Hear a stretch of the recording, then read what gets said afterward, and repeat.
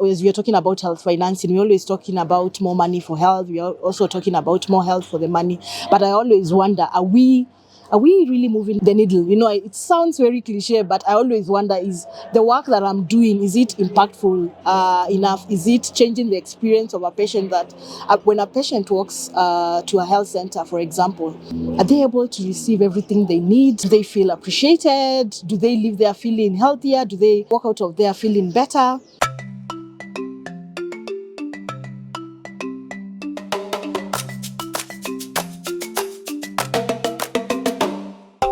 As a country, the out-of-pocket expenditure for health is very high, and we are faced with shrinking donor funding for healthcare services. So there is a dire need for us to now begin to optimize domestic resources for healthcare services.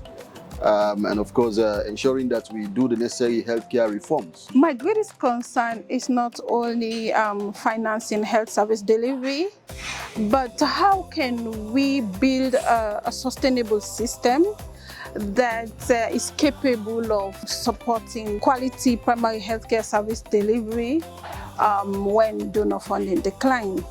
There's a huge, remarkable progress in investing in community health program supported by donor.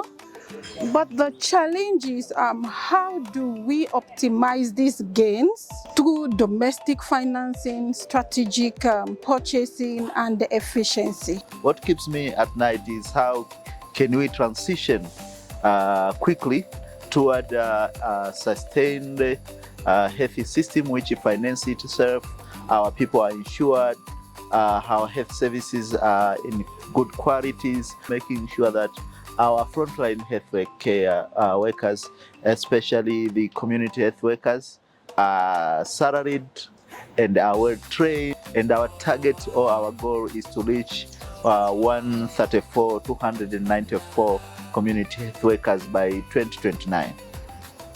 Over the years and over decades, since the Alma Ata Declaration of 1978, we have grappled with financing specifically for community health services. And I think this is a golden opportunity for us when we are enjoying the political goodwill in this country, whereby we have the relevant legislations in place to lay a ground, for sustainable financing for community health services. What keeps me awake during the night is ensuring that every Tanzanian, regardless where they live, has access to a quality and affordable health services. As I'm concerned for the rising burden of the non-communicable disease and sustainable health financing, believing that UHI is a goal for the best coverage and leaving no one behind. I oversee the formulation and execution of the budget for the Ministry of Health. Us having limited resources is the challenge. Otherwise, would have solved all the problems. If somebody is serving at the national level or at a level where they are making strategic decisions, of course, it's going to be very important for you to be able to understand about health financing systems. A lot of times, healthcare practitioners do not have much knowledge on healthcare financing because I think the focus is mainly on service delivery. I think when you go through medical school or nursing school, I think the focus of the training is how you can take care of patients. So because of that, there's very little focus on how are these services financed, how are we getting the supplies, and all the rest of it. And if I were to marry the 6 building blocks that WHO talks about, I would definitely go to the space of leadership and governance, because that's the space that I kind of operate in.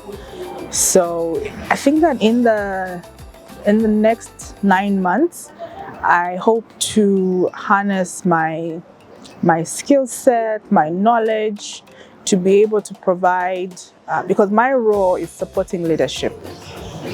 And so you have to have the right information, the right skill set, to know a little bit of what's happening everywhere, to be able to provide, the right advice, if I may call it, to leadership to make the decisions. The projects I'll be working on would be trying to develop the national policy and also the national legislations that will form the framework for the health financing reforms in Sierra Leone.